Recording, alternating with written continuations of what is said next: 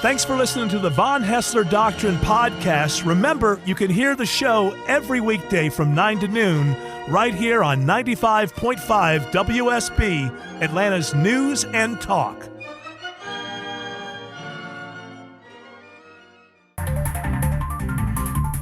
I guess it's the very end of hour 2 of the Von Haessler Doctrine, but here we are. I hope everybody's enjoying the latest dog and pony show out of Washington, D.C. Hey, let's just keep on. Let's do this for 8 hours or 10 hours or 15 hours when we know for a fact everyone who thought he should be impeached before it started is still going to think he should be impeached, and everyone who didn't think he should be impeached is still going to think that he shouldn't be impeached. Eric, that's an argument of executive privilege, sir. Yes, and then you had that little bit. I want to very quickly back. This is very early on, and I knew exactly how this one was going to go because you got like basically a military guy. He's a by the books kind of a guy, and he's just going to stay with what he knows. And then you've got Democrats trying to get him to say what they want him to say, and it ends up in this weird little thing here. Can we agree that it was urgent while that aid was being withheld? There are two things. I'm talking about the common understanding of what urgent means, because Inspector General said this was urgent, not only in the statutory meaning, this was urgent as everyone understands that term. Can we agree that it was urgent? It was urgent and important, but my job as the Director of National Intelligence was to comply with the Whistleblower Protection Act and adhere to the definition of urgent concern, which is a legal term. Yeah, of course it's illegal too. You don't have the one where he was asking him if he went to the White House first? Or, I do have that cut. You have to get to it. And by the way, I've noticed that around here, I think there's somebody watching us. Hey, who is that? Hey, is that you, Tim Andrews? I'm not the whistleblower. Jared, is that you? Sir, I have 2 points that I need to make. Hey, who is that? Who? Autumn, is that you? Me? No, I don't even own a whistle. I'm gonna get to the bottom of this. Well, the first full hour of this special edition of the Von Haessler Doctrine begins right now. You know me. You know them. Look, just because every day the first full hour starts off with me introducing everybody who's here on the cast, it doesn't mean I have to do it on days like this. And quite frankly, I don't give a damn what you think about it. Hey, whoa, who's that? Who's that? Hey, Tim Andrews, is that you? I don't know what you're talking about. Autumn Fisher, is that you? No, what? But it's still going. All right. What? Look, I'll find out who it is. I will find out who it is. Let's do this. Headlines for Thursday, September 26th. It's a plague, I tell you. These whistleblowers. I got a couple for people who haven't been watching this. I guess they won't be able to follow me, but I'm fascinated with the dude who's right over the right shoulder of the director of Sam the Eagle from the Muppet Show. This guy, he looks like the president of the National Hall Monitor Society. I imagine he has some kind of big role. Can I see your pass? Head librarian of America. This guy has had an intense face for over 2 hours. It just doesn't. Right over the right shoulder of the acting director of National Intelligence, Joseph McGuire. Joseph McGuire is this dude, and he's had this who farted look on his face for over 2 hours. He's very intense and he has resting stern face. Yeah, he's just Maybe Director McGuire's been crop dusting it back there. That's a possibility. Given where he is, some crop dusting may be going on. I just said it before we went to the break. My belief here is that if you woke up this morning believing that the President of the United States should be impeached, everything that you've watched so far leads you to believe that you were right when you woke up this morning. And if you woke up this morning believing that this is ridiculous and there's no way the President should be impeached, after watching what's happened so far, I think you feel pretty confident that you woke up with the right idea this morning. These dog and pony shows are just that, trying to get this guy to say something that will make it appear he's trying to be as neutral as he possibly can. Yeah.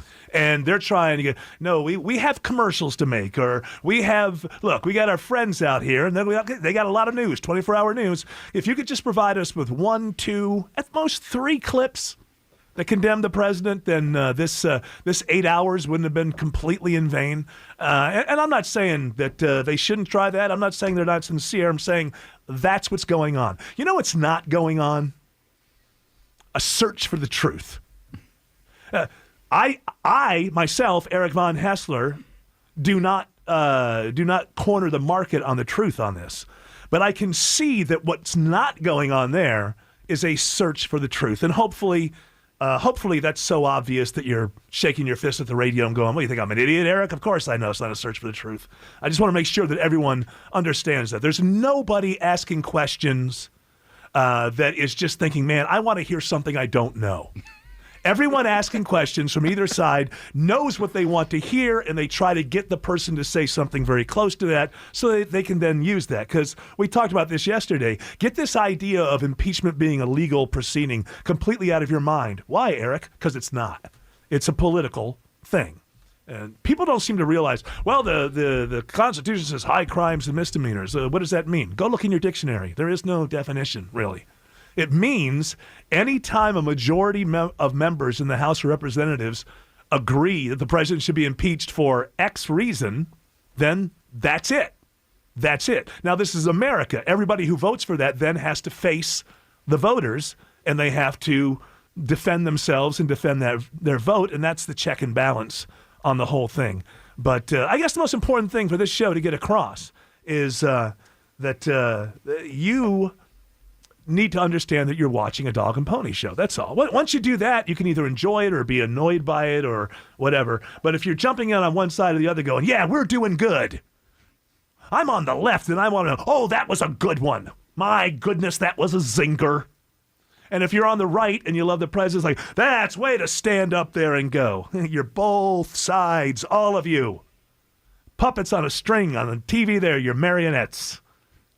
Step back for a moment. You didn't think that this is a show that's being put on for you. That's what it is. It's being put on for you, and it's like any good show. It's meant to tug at your emotions, and so the best thing you can do is just sort of sift through it like it's flour, and just come up with what you come up with, and see what you see. And to quote Ronald Reagan, he was talking about the Soviet Union at the time.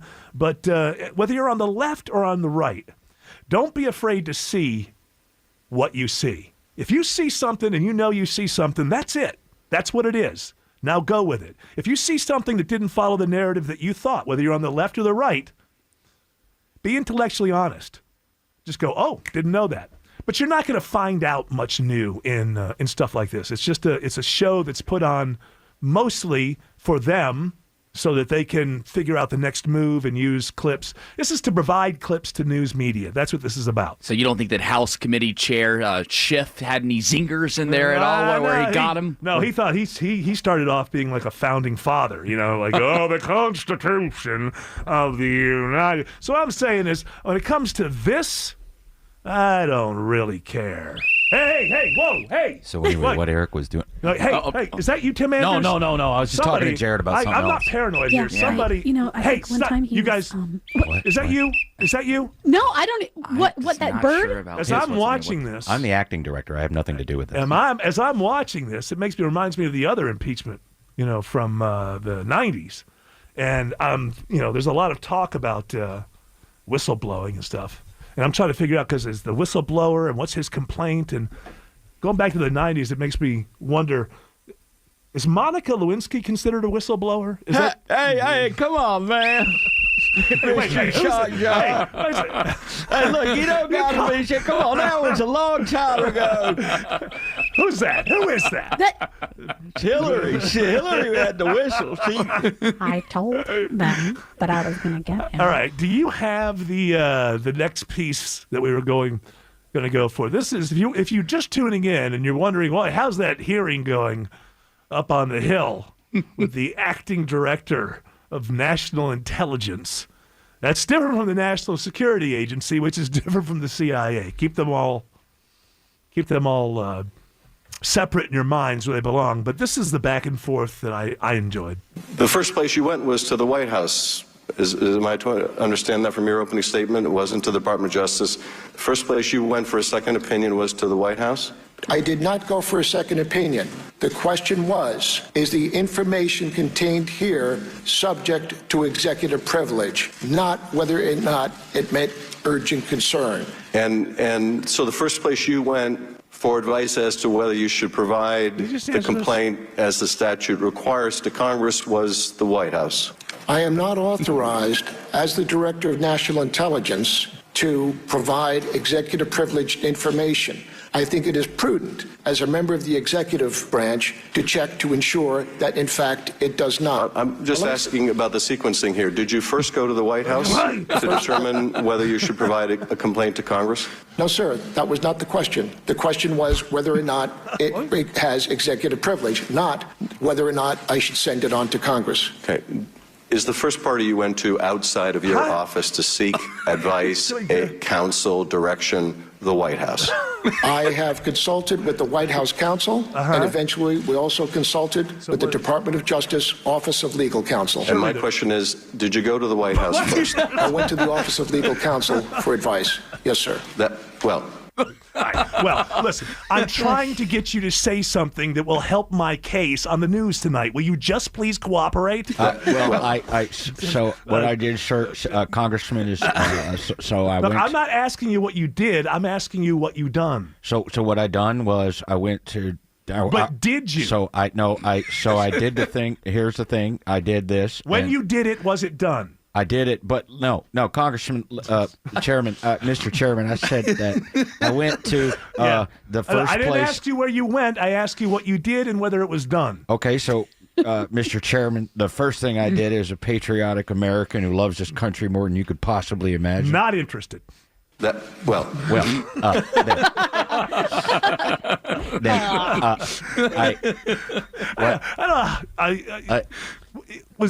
I say, did you? All right.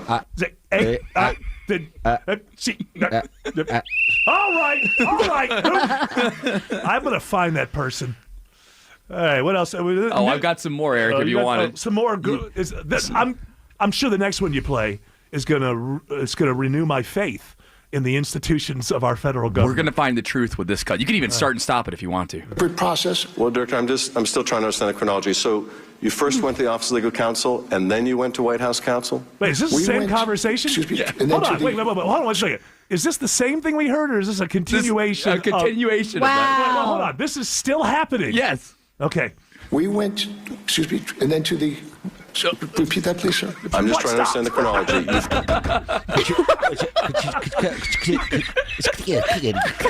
DNA Papa here. My eyes are not deceiving me. These are adults we're looking at, right? We went, and then to the... Repeat that, please. Repeat that, please, sir. No push, no pressure, no nothing. That's all you have to say. No push, no pressure. No pressure, no nothing. No push, no pressure, no nothing. No nothing. And then to the... Repeat that, please, sir. That's me. I'm whistleblowing. Oh, you're doing it to yourself? Yeah, a whole bunch of elected politicians are wasting my time. 50 years ago today, Abbey Road was released. I'd like to be. Peace and love. Peace and love. Don't send me autograph pictures anymore. Because of the D.C. blowhards that we were forced to listen to earlier, we could not do the 10 a.m. name announcement for the 95.5 WSB free gas giveaway. But do not faint. Don't fall backward. Don't lose hope in humanity, because 4 p.m. and 5 p.m. will still happen, no matter what the blowhards say in D.C. I'm telling you right now, you have my EVH guarantee. At 4 p.m. and 5 p.m., you listen to the other white Eric Erickson. He will call out your name. You'll have 9 minutes and 55 seconds to call back and win yourself at least $500 in free gas and possibly more. By the way, we can't call your name out if you don't give us your name. So you have to go to WSBradio.com or the WSB Radio app, and you'll be able to submit your name and then listen in. So we don't have a lot of time right here. I don't think we have time to go back to that same Q&A back and forth about who went where when. So very quickly, tell me a story about Atlanta, and then we'll go back to the blowhards in D.C. Well, Atlanta Mayor Keisha Lance Bottoms unveiled a $5 million plan to make... Oh, sorry, that music says we can't do that story. Plan for what? We went, excuse me, and then to the... Let's get. Repeat that, please, sir.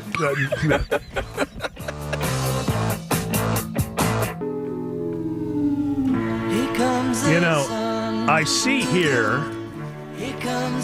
in Newsweek. Are you familiar with this publication, Newsweek? I believe at one time it was a magazine. Yes, and what they do, my understanding, you can call in and correct me if I'm wrong. My understanding is they take all of the news from an entire 7-day period and they squish it all into one edition. I get it. Newsweek. So, they know what they're talking about, right? wow.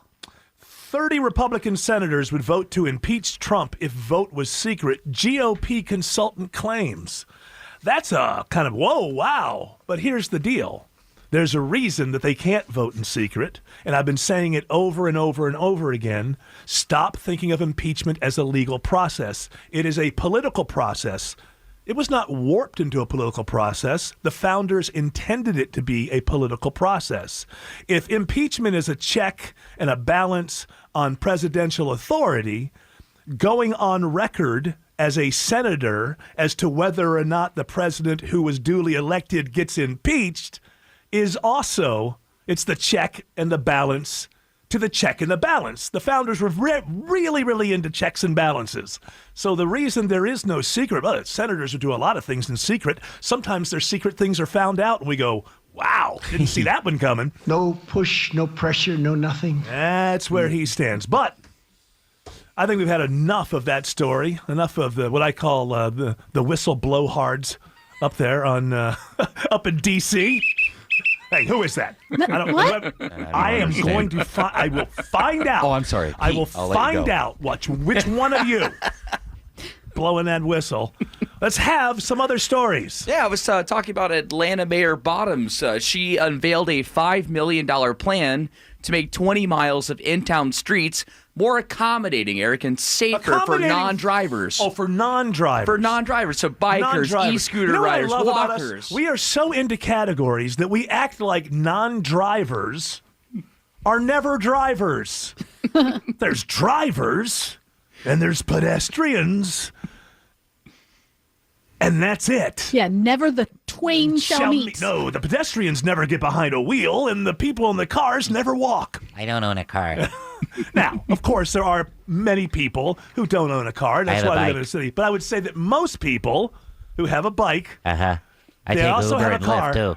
Yeah, well, most people, they do both, right? Sometimes you're a pedestrian and sometimes you're a driver. These aren't necessarily two constituencies that should be warring with one another. Because I don't get it. I would say there's about 80%, a conservative view would be an 80% overlap between pedestrians and drivers. Let me ask my friend here. He's 30 years old. That's Jared Yamamoto. He's a hip, happening I'm cat. 19. Oh, yeah? Really? And you don't have your driver's license yet? No. Why would that be? You know, when I was 19... Why do I need it? I could just take Uber. But when I was 16, I could get my driver's license. Actually, I was 15 in Baton Rouge back in the day. I could get my driver's license. That represented freedom to me. I wanted to get out there and drive. You didn't have a bird scooter. No, but the bird scooter's only going to take you so far. Oh, that's freedom. I control it. Car represents freedom. You can drive 100 miles if you want to. Cars represent oppression. Oh, okay. Well, see, that wasn't a thought that I had when I was first getting... Plus, my dad pays for my bird scooter on his credit card. That explains quite a bit. My dad doesn't know he pays for my bird scooter. I just use his credit card. That's smart. That's He thinks Bird is like a clothing store or something.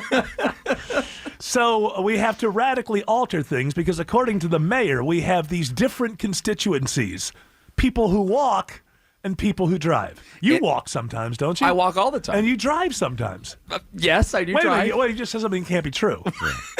You don't walk all the time. If you walked all the time, you'd never drive. The word all does have a meaning. I could walk all the time, considering how close I live to the station. Yeah. But I do choose to drive. You are It's a long walk to the station. There are many places where you sometimes drive through and sometimes you're a pedestrian that walks through. right? Yes, occasionally. Yeah. And sometimes he scoots. He's a scooter.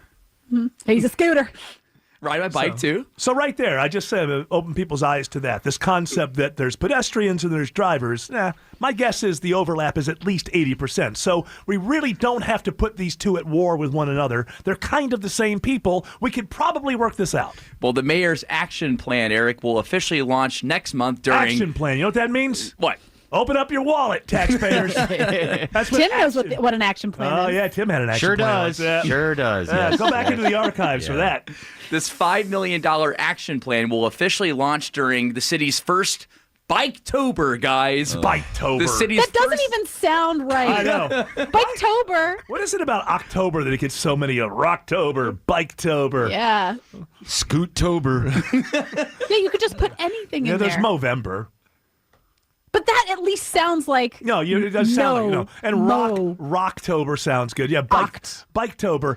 The same consultant that came up with the plan and got $5 million is probably the same person who suggested, let's call it Biketober. Yeah, if there was a month called Sight-tember, then we could call something Bike-tember. Well, why don't you lobby for that? Perhaps we can get Okay. that so that we can get more of an environmental... Do you want to Yeah. hear at least... Environmental month. You know what I want to hear? What? I want to hear if there's money for green spaces, because, that's the most important thing in the world. We need more green spaces. That's what I hear. There's not enough green.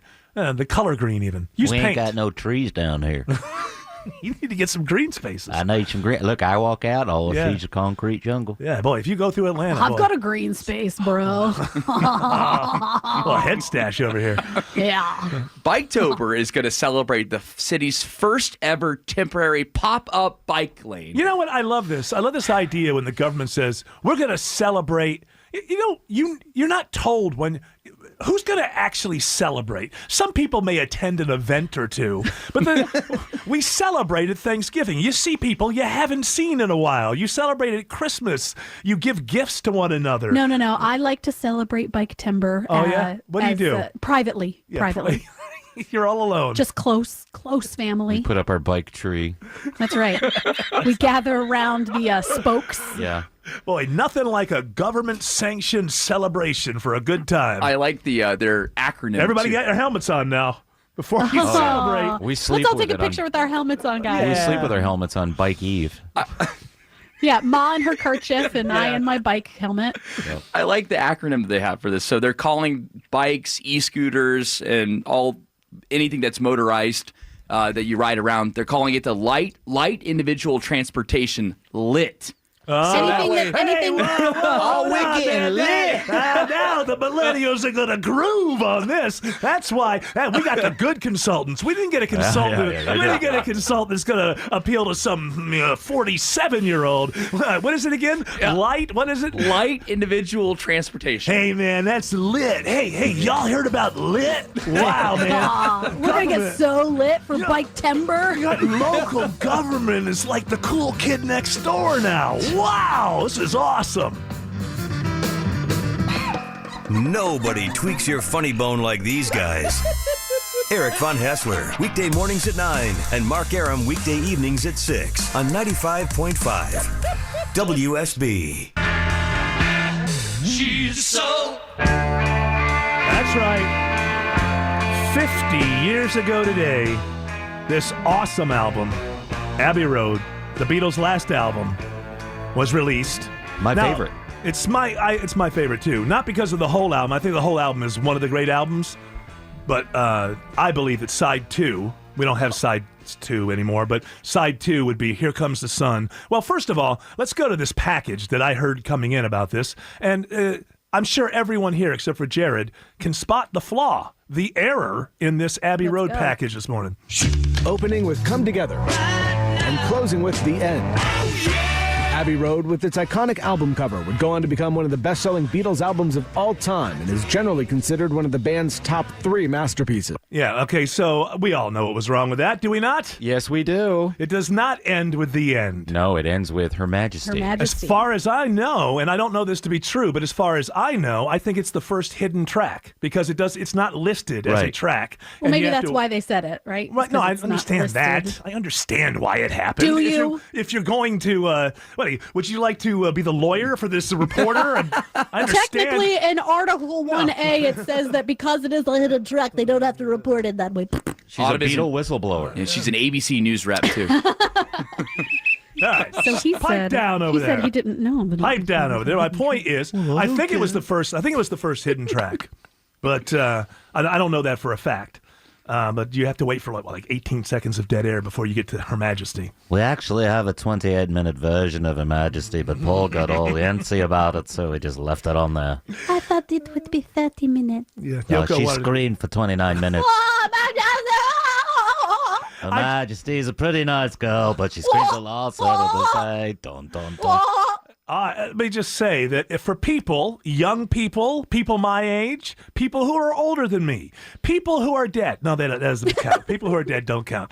They can't do anything about it. They're here with us. Toddlers, infants. Now, the word goes out to everybody. If you have never listened to side 2 of Abbey Road, I encourage you to relax. And whatever relax means to you, relax and turn it up very loud. It's built for headphones. And for years, we didn't have good headphones in the digital age. Now we do. We have great headphones in the digital age. And it's well worth putting headphones on or sitting right in the middle between two great speakers.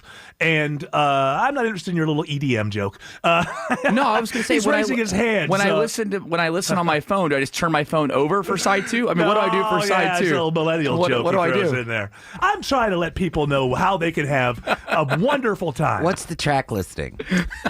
What and number? You mean continuously? Continuous. Don't, you can't. Don't do it when you're going to expect a phone call halfway. Let me just say something to people. When you watch a movie, do you dust the furniture while you watch a movie? No, you watch a movie. You sit down and you watch a movie. You don't walk out of the room, walk back in because something happened. I'm watching a mystery, How are you going to tweet if you're up walking around during a movie? So my point is, there's nothing wrong with listening to music like you're watching a movie. They're entertainment or a TV show.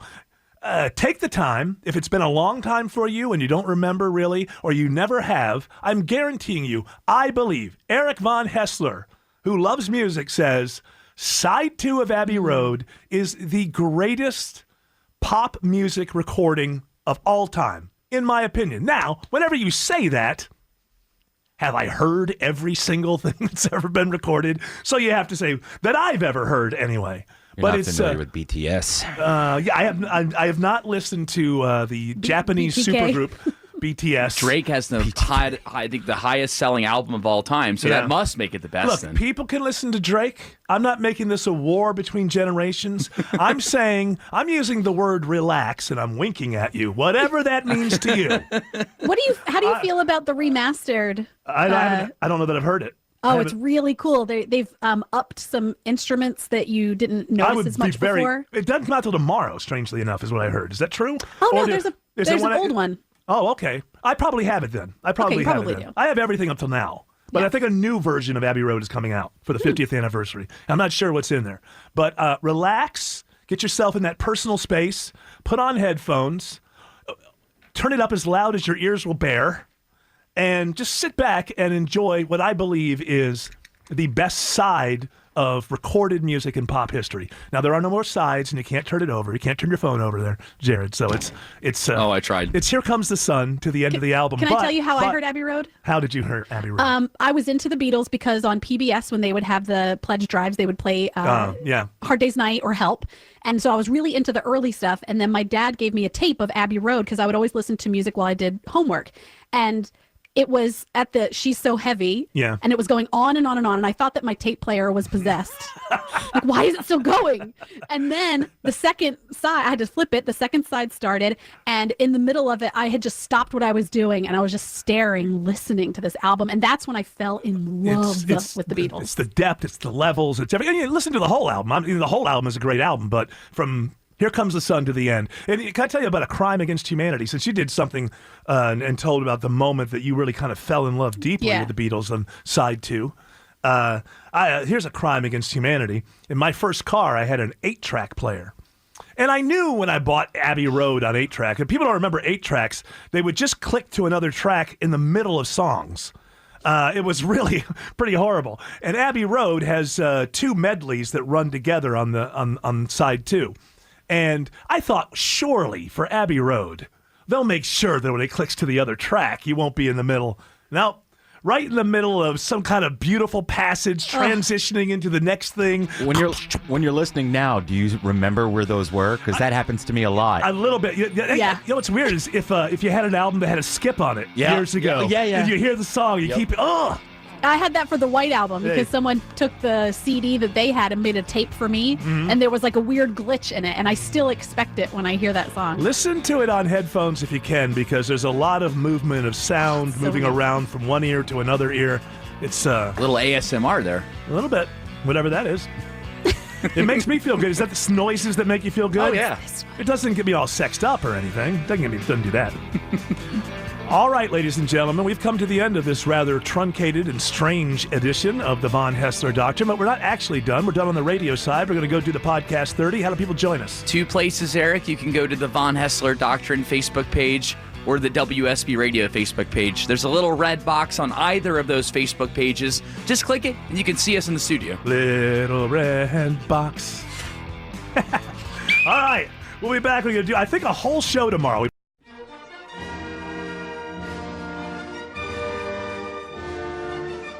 Thanks for listening to the Von Haessler Doctrine podcast. Remember, you can hear the show every weekday from 9 to noon right here on 95.5 WSB, Atlanta's News and Talk.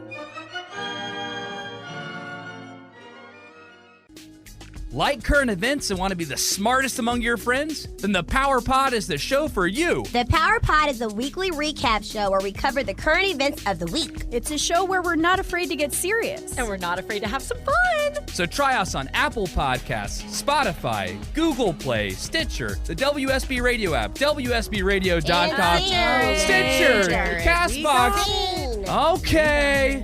Anywhere there are podcasts, we are there. So power up with the Power Pod.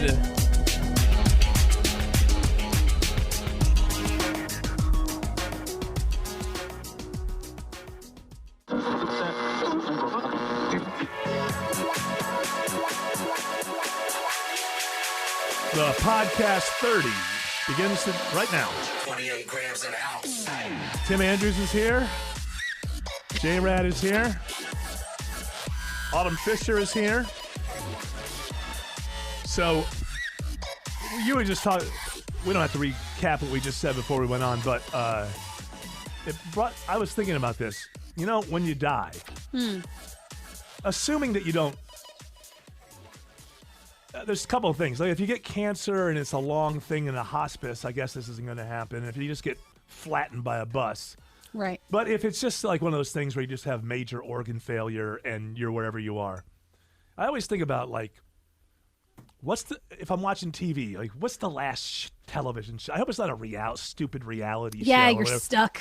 Would you rather as you die hear like some kind of like cynical, truthful, just playing on the background, or like, would it annoy you if you heard something beautiful, like "Here Comes the Sun," and you're like, "No, I'm dying." Which would make you drift off easier? Like, I think I want to hear something that I hate, so like, all right, I'm getting the hell out of here. Oh, I don't want to cling. I don't want the Beatles playing on the way out because I'll be thinking I'm gonna miss something. Because I was thinking about how we kind of know what it's like to maybe die. Yes. And I really felt. I know what it's like to be dead. Yeah.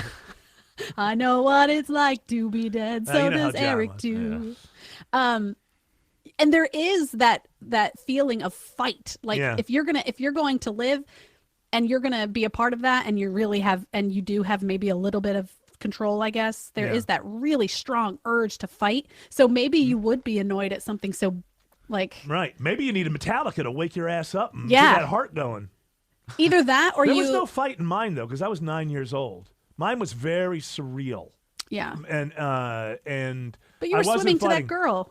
But it was a beautiful thing. It was like this is what I want to do. I was 9. I didn't really have a whole lot of context.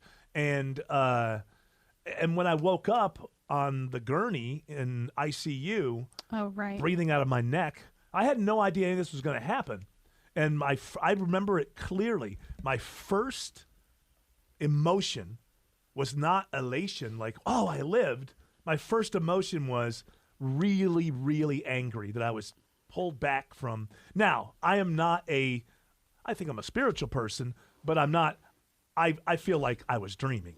No, I yeah, feel like the your body, brain was trying to make sense of what was going on. I think the body does that. I think that's one thing that the body does is it protects you if death is imminent but a little bit drawn out over minutes, and I think it does kind of put you, even though you've seen people who get hurt and they're in a state of shock. They're not even there. And they're not even dying, Right. They just, they broke their leg or something and they walk up to you and they're like talking about something that has no sense whatsoever. I was supposed to get apples. Yes, exactly.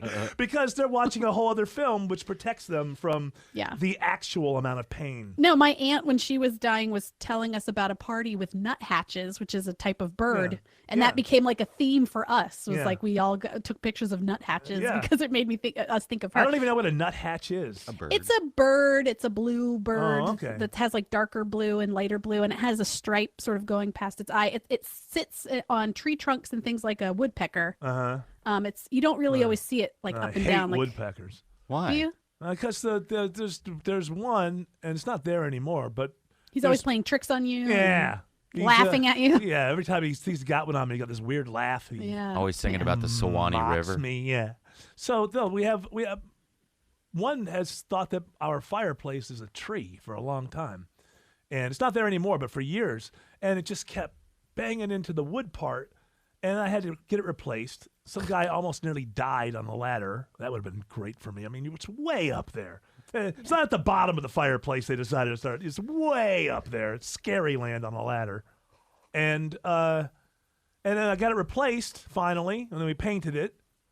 And then the damn thing came back. Turns out it's against Roswell law to get out a gun and shoot a woodpecker. What? Are they endangered or protected or something? No, you can't shoot. You can't shoot a gun in a city. What about a pellet gun? The suburbs. You could a pellet gun or a BB gun or something small like that. Yeah, you can. Even a paintball gun. That'll stun them. Yeah, that'll be great. Then I got that paintball, that paint splat up there. It washes away. Yeah. There's that, and then you basically just knock the bird unconscious, but then he's like suffering from paint fumes, and then you've got this like dying bird. That's right. I'll take care of him. Believe me, if you hit a bird with a paintball gun, it's gonna shock it to Let me death. tell you how stupid this bird was. It didn't realize that for a while it was hitting metal inside the top of the, and so you would just hear clang, it. clang, clang, clang. That ain't a worm. You'd hear it all over the place. It was awful. But there was a woodpecker. Sorry, there was a woodpecker outside of this window one time when we were doing the show, and I had to mute the mic and run over and be like, "Wow, get out of here!" We have feral cats, and they just had a litter a while ago, and not in our yard, but in our neighborhood. So it's good because it keeps down on the rodent population. Sure. The other day I was raking leaves,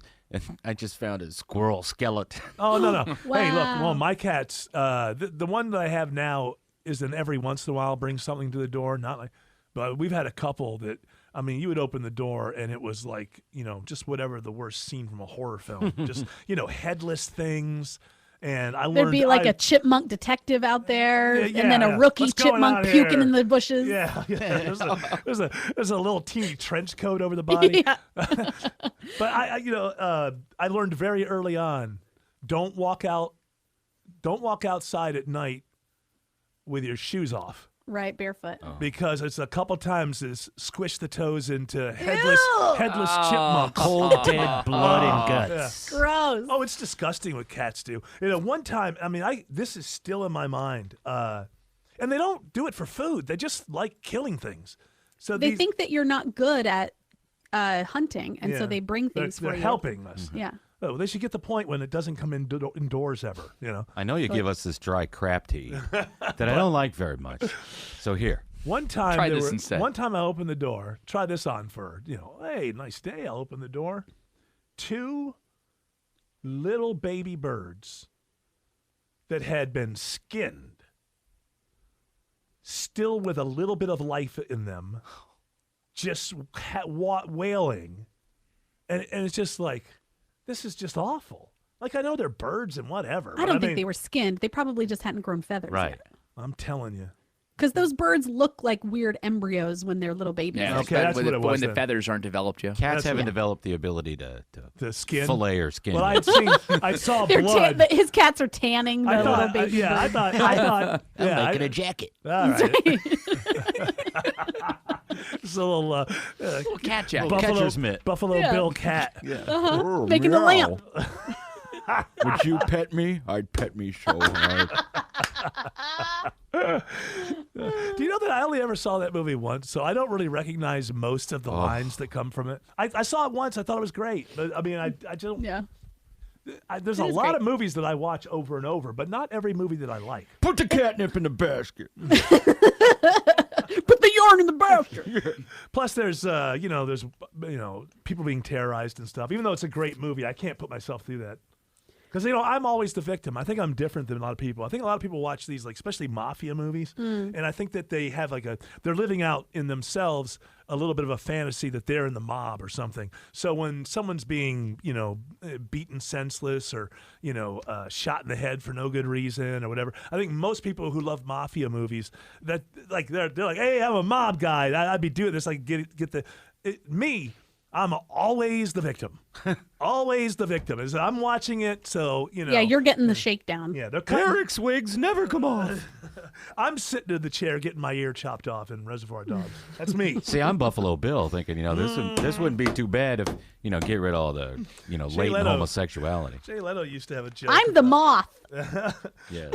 Jay Leno used to have a joke about, because this is when all the Friday the 13th and all the horror, prom night, all those stuff. Yeah. And it's like, the problem there. He was talking to Dave Letterman.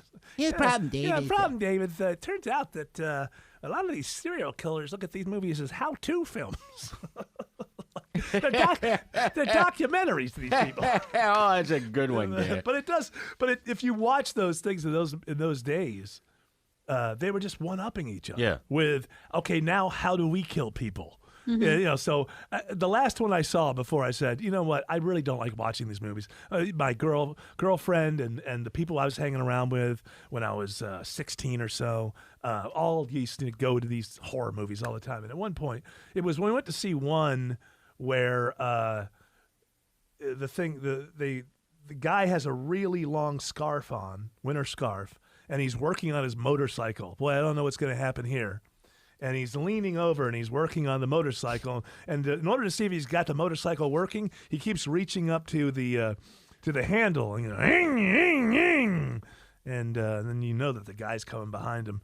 And at one point, he just takes the one part of the scarf, tosses it into the chain, and then reaches up and the guy's head's pulled down into the chain and eaten. What movie was that? Do you remember? I can't remember if it was Prom Night or if it was one. I think it might have been Prom Night, but I can't. We saw so many. Who's working on their motorcycle? My on prom Bloody night? Valentine. What? Who's working on their motor? I can't go to the prom. I got to work on my yeah, I don't know if it was Prom Night. It was one of those. It was, who's working on a motorcycle with their winter scarf on? Right. But it was at that one that I said, you know what, I'm going because my friends are going, but the truth is I don't really like watching this stuff. So that was the last one. I don't like being that scared.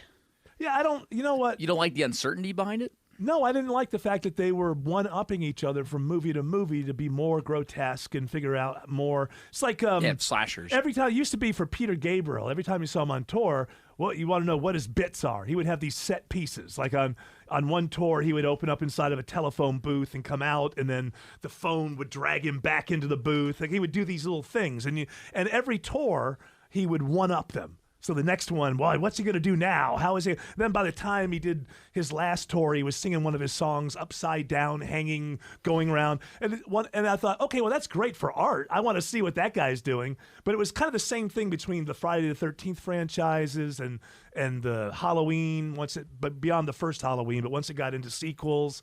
And it just started to become, to me, I thought, this is just sickening. It's still going on now. And now it's, I really feel like, special effects, meaning with blood and gore and faces and stuff, have gotten so good that it's kind of ruined some television and movies, because I think that writers and directors go, hey, we have the ability to do this. Now write a scene where that happens. And that's not good stuff. Do you remember Phantasm? What? Did you remember? Do you remember? I remember the name. That scared me. Was that like that was like Manitou or what? Well, no, it was about a kid that discovered the funeral caretaker in his town was a demon, and he was harvesting souls. And there's this silver ball that flies around. Yeah, I and remember goes in the your commercials and stuff. Yeah, yeah, that scared me, but that was gross. But then it still made you want more. Why do people like to be scared? I don't even. You know what I like about it? I like the uncertainty behind it. Well, I'm not a big fan. I agree with you on the gore like that when it's way too much. For example, the Saw movies when they what? Al Gore. The Saw movie.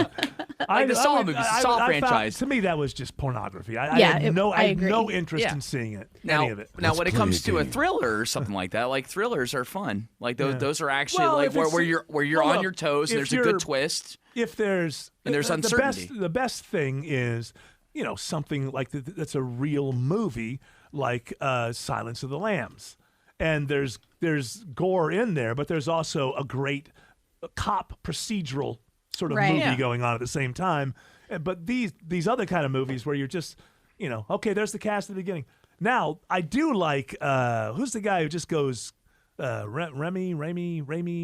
Sam Raimi. Yeah, what were his? Oh, ones? yeah. Those crazy, just over the top horror movies. Yeah, Evil Dead. Evil Dead. And Army of Darkness. I've got to say that to me is so over the top that it becomes fun. Right, it's a different tone. I loved all those movies because it was just so ridiculous. It was just like you can't. It wasn't the kind of irony that we have now that's annoying. It was because it played to what it was, right? But the damn thing was just never dead, and it just kept fighting away. And once you did that, they didn't have to try to be believable. Even it was like, hey, we're going to go on this little ridiculous thing. So you could do all the tropes. Open a book. If you open the book and you look at it, whatever, and it'll all get out. But Evil Dead 2 is better than Evil Dead because that is just so far over the top. And is Evil Dead. There's a third one. The third one is Army of Darkness. Is that where he ends up in a different time? He goes in a time warp. He has the chainsaw on his arm. Yeah, fantastic. And I didn't watch all of the show. Show was great. The first few episodes of the show were very good. They killed a kid in like episode 3, and I really don't like that. I don't like when because there's too much when you start putting in irony and laughter and that kind of stuff. Then you kill a kid, and I get knocked out of it. Yeah. I think it's a crime that the gore or the blood or whatever that's in Inglourious Bastards has kept you away from seeing that movie. It's cartoonish. I know. It's such a good movie. It Every time I watch it, I think I'm going to edit this movie like a Christian movie, like you know what I mean, so that he doesn't have to experience the blood or whatever. Eric edit. Yes, you need an Eric edit because it is such a brilliant movie. I'll probably watch the Hollywood one first. Yeah, I really want to see that too. I got to get out of this house. Yeah, what are you doing with your life? Your stupid cat back there behind you. What are you, what are you doing with your life? What do you guys do? Don't you, just put a little NyQuil and knock the kids out? And you and Dad. Well, we have melatonin. We roofie them. We call it when we give them a little melatonin. But don't you have friends who have kids so that you guys can swap back and forth? Where like every Friday and Saturday, don't you have something like that? Like what kind of swap, Eric? No, swap the kids. Okay. No. Oh, I thought a good thing to do is you need for your kid, your oldest, to have a little friend whose parents you like a lot. So that you guys can and then what will happen is one Friday you keep their kids, the next Friday they keep your kids. You go back and forth. Everybody's That's a good idea. But it's got to be, for it to work, it's got to be like your little girl's best friend. So she always wants to be around. And I know that your kids are not very likable, and this may be difficult. But you're right. Yeah, Ellie is so annoying. No one likes it. It is weird, honestly, when we go to school. Not all the kids, but a lot of kids, and even like older kids, like, "Hi, Ellie." They're all. Yeah, well, she's got the little Autumn personality. She's pretty cool. You have to watch it when she's 13 or so, and the boys start coming around. It's like, I'll know what's going on. Yeah, Aren't they coming around for Pete? Then she'll encourage it. Well, come on in. Yeah. Lock your door when you're upstairs. No, I'll know. I know what's going on. Yeah, you know what? The question is whether or not you will be in the mood to confront it. But don't parents always say that they know? No, but that's what I just said is the reality. You do kind of know, but if it's not right in front of your face and you have all the evidence, it might be that you're damn tired and you don't want to deal with it today. And then that goes to another day. And then you're like, well, all right, she's 15. Yeah, I mean, right. Maybe she's getting a little something. She's got 3 guys in there, though. That's Somebody brought a video camera in. What's going on? Hey, why is it so loud? These kids are creative. Guys, 3 feet on the floor. That's all right. We have 5 of them on the floor. They kept saying they want to play Twister. Yeah, Why? I am so glad. I am so glad that I have boys. I have to be honest with you because I cannot imagine. What did that mean? I don't know. I I could not imagine. What did he say? He said, I don't know either. I just think it's funny. He's like, I just say something gross and hope it lands. I like it. I can't. I think it's easy to teach boys how to be gentlemen, but the concept of guys pursuing my kids, that would freak me out. I think it does freak dads out because we know men and we know how men are and we know how men think. And then you've got your daughter who, you have this paternal love for that is unbelievable. And I'm just glad that I don't have to worry about that. There's a phrase that I heard where if you have a boy, you have to worry about one penis. Yeah. And when you have a girl, you have to worry about every penis. Yes. I do that. I don't have any kid. Me either. Yeah. Not that I know of, at least. My plan with Ellie. What are you two getting together to your act in the funny bone? I was just going to thank him for making my horrible joke even worse. What are you doing over there? What are you drawing your little drawing thing? a box. Are you drawing a box? Drawing a box. What are you drawing a box of? What's in the box? Oh, it's autumn. Oh. He's in a mood today. You Everything is no, he's drawing. He won't draw me. It's just a box. See? Who drew the I drew Adam Schiff earlier. Yeah, no, it's great. Who drew the who drew the thing on your one topic logo? Oh, you? that's Joanna's. I need to know her name. Steins, isn't it? Is it Steins? She's an illustrator. Oh, who's a fan, and Joanna Davidson. No, shush, Divodovich. She's Did also you call her a bitch? She drew the little furries, right? Yes, she's the one. Yes. Yeah, so our Facebook cover for the longest time before we put our professional picture where it had all of us as different animals was done by Joanna as well. Well, by the way, whatever happened to that picture, I don't think it should just go away forever. It should it still be exists. part It's in our albums. All right. Well, she's gone now. She left. I don't know what happened. Disconnected. No autumn. Wow. Then it's just gone. I hear that. I don't hear a little sound. Weird. What? Yeah, she's gone. What? Huh? Hey. Hello? Hey. Mr. Chair. Yeah. Hey, am I not paranoid? Who don't know, Pete. What do you... who is that? We went, excuse me, and then repeat that, please, sir. Can you hear me now? Yeah, I can hear you. I'm sorry. The computer turns it's all off. you. No, it's you. It's you, isn't it? You just can't seem to get it right. You know what, Autumn? You're fired. Right here on the 50th anniversary of the Beatles' Abbey Road. No, this is my only thing. Yeah. No, it's your only thing. No. No, you're just a mom now. No! She's a mom who, I bet you she walks around, she tells people, well, I'm really famous in Atlanta, Georgia. Yeah. You go to Atlanta. I did accidentally talk like that once. That wasn't no. Honestly, the point that I was trying to make was that I had just been in Atlanta and people had said like they knew who I was, and I thought that was really neat. Yeah. And I was trying to make that point that like when I come here, nobody knows when I come back, nobody knows, but it came off as this like horrible thing. It was horrible. I hated it. And like it's the toothpaste is coming, you can't get it back in. It was like I can't make this better. Yeah, you think I'm a jerk, and that's I just have to live with that. Yeah. I'll make you horrible. I'll make you some homemade bread. Perhaps yeah. we'll get even. But I was going to say, I'm sorry. Well, when I come home, I'm just not as appreciated and loved and famous as I am in Atlanta. True. It's so hard to be here. Joanna Divodovich, she did the characters of us as animals, and she's really talented. So I asked her to do a little thing for us, and she did it. She also did an animated. She's super nice. First of all, she's had a lot of success, especially over the last year.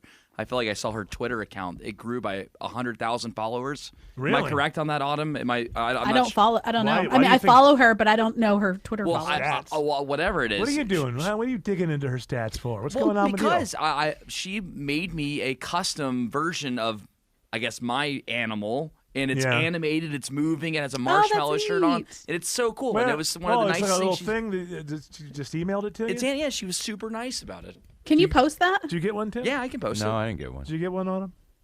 No, but Fuxi has done some stuff for us. No, I'm just kidding. It's fantastic. I love the fact that people do any of this stuff. I know, it's really neat. Yeah, Jerry does some of the funniest. He can do stuff like right away. And Yes, he respond to can. you. Yeah, super quick. Like we'll talk about something on the show, and then you'll check Twitter, and he's posted some picture of it or some little animation of something. Why did Jared just run out of the room? He has to pee. No, he's not like you. He's pooping. No, I can hold pee. I can't hold the other one. Well, thank you. It's good to know that. You're on record now. Oh, I think Hey, did you that's like my already thing I been made? discovered. I got those two confused. Yes. I thought it was great. Did you like the thing I made? Yeah, but the production level is not good enough. I know. I did it last night. It finished it at like 10:45. I think that I And want you can cut the hooks back a little.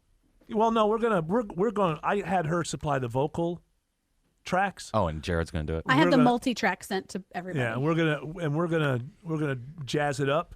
But I might write something tonight that I want you to say. Did you see? I added to the end of it. I haven't yet, so I got to go look at it. Whatever. Yeah, it's good. I know it's good. It's all right. Yeah, good idea. Yeah. Oh yeah, Tim brought good, up it's the all idea. right. I'm sorry, Tim. I want to give full credit. Tim said that I should do that. All right. Well, I there you said that go. earlier, I joking, know. and I wanted to bring it back up. Open our hearts and minds. That's another thing we haven't gone over. It's the fact that the dental plates on all of this stuff.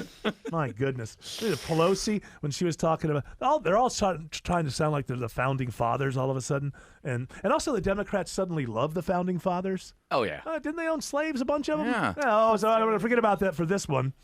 The founding AOC, like she gives a damn about the founding fathers. founding fathers. But this is the dental plates. Okay, you got Pelosi. You got Giuliani. I said it, guy. I said you couldn't do that. You got Biden. And you got Trump with. God bless the United States. That's right. God bless us. Pelosi starts talking about Thomas Paine as if they still teach him in school. In the darkest days of the American Revolution, Thomas Paine wrote, "The times have found us. The times found them to fight for and establish our democracy. The times have found us today." So this is what I want to get going. I want to get all the sloshiest things: the Giuliani, Pelosi, Biden. Oh, gosh, buddy, you know I teach you all of that. And we're going to present them at some point tomorrow on the radio show. And then, yeah, this is why at some point I want all the voices of the sloshing to start sloshing against each other. Miley Cyrus could be in there too if you want. Yeah, she does have that. She really does. She kind of has like a real harsh shouted like voice, like she's been smoking. What's my mic stand just fell apart. Yeah, who cares? So, are you all right? You gonna be all right? Have fun. What? Look at. Jeez. You're scaring me. Hey, that's my mic stand. Didn't I send that to you? No, this is from the station. Oh. Yeah. Maybe you did send it. I No. don't remember. It looks like one. It's not. Yeah, well, it's a real piece of crap. It just fell apart. Yeah. No, Don't touch my head. Hey. Oh, Miley Cyrus.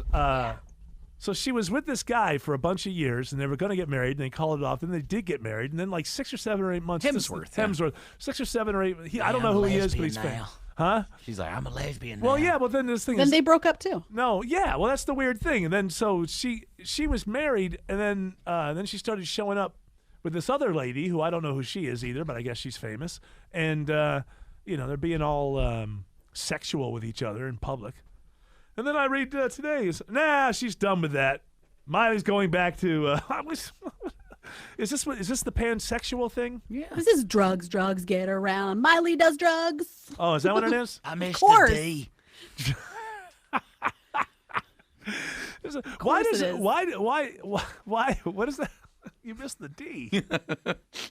You know what I mean by the D. I know what you mean. Diets. Delightful. Yeah. You got to say it as Miley. I miss the day.